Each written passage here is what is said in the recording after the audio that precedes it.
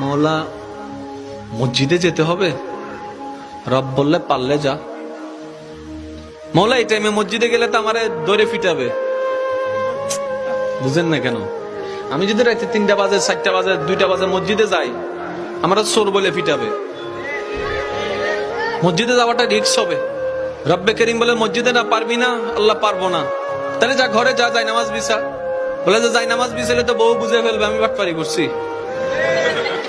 কথা বলেন না কেন? মওলা বউ বুঝে ফেলবে, মা বুঝে ফেলবে, নিশ্চয় কোন একটা অঘটন ঘটাইছি, সেজন্য যাই নামাজে বসে কান্না করছি, তাহলে তো ইজ্জত ফানসার। রব্বে করিম বলে মসজিদও পারবি না, যাই নামাজে পারবি না। মওলা কেমন জানি লাগছে। রব্বে করিম বলে ঠিক আছে, আমি আল্লাহ কতটুক মায়া মহাব্বত করি তোকে, তুই তো বুঝতে পারস নি এতদিন, আজকে বুঝার চেষ্টা কর। মসজিদে যাওয়া লাগবে না, যাই নামাজ বিছানো লাগবে না, ওযু করা লাগবে না। তোর যদি এতই প্রবলেম হয়, জবানটাও খোলা লাগবে না।